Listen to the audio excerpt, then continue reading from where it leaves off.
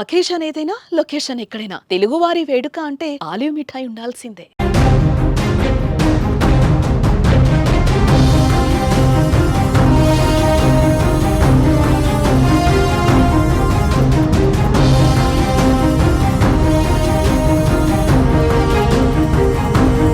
పాకిస్తాన్ కు మరో ఎదురు దెబ్బ తగిలింది. పాక్ ఆర్మీపై తాలిబాన్లు పంజా విసిరారు. పాకిస్తాన్ సైన్యం లక్ష్యంగా తెహ్రీకే తాలిబాన్ పాకిస్తాన్ టీటీపీ దాడి చేసింది.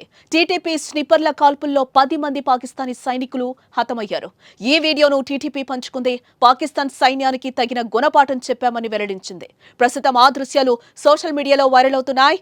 పాకిస్తాన్ సైన్యం గత 77 సంవత్సరాలుగా దేశాన్ని నాశనం చేస్తోందని, దానికి వ్యతిరేకంగా తన పోరాటాన్ని కొనసాగిస్తోందని తెహ్రీకే తాలిబాన్ సంస్థ పేర్కొంది.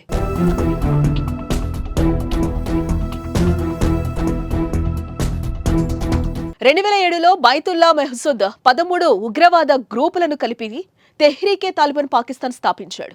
ఇందులో పాకిస్తాన్ సైన్యానికి వ్యతిరేకంగా గళం వినిపించేవారు చేరారు. ఇది ఒక ఇస్లామిక్ తీవ్రవాద సంస్థ. ఆఫ్ఘనిస్తాన్లోని తాలిబాన్లు వీరికి ప్రేరణ అని చెప్పొచ్చు. వీరి లక్ష్యం ఇస్లామిక్ షరియత్ అమలు చేయడమే. ప్రస్తుతం ఉన్న పాకిస్తాన్ ప్రభుత్వం ఈ సంస్థ దృష్టిలో ఇస్లాం వ్యతిరేకంగా పనిచేస్తుందని భావిస్తోంది. పాకిస్తాన్ పూర్తిగా అమెరికా, అదేవిధంగా ఇతర పశ్చిమ దేశాల చేతుల్లో కీలు పొమ్మగా మారిందని ఎదురుదాడులు చేస్తోంది. అలాగే వీరు ఆఫ్ఘనిస్తాన్, పాకిస్తాన్ సరిహద్దులోని గిరిజన ప్రాంతాలకు స్వతంత్ర హోదా కావాలని పాకిస్తాన్ సైన్యం ప్రభుత్వానికి వ్యతిరేకంగా వారు పోరాటం చేస్తున్నారు.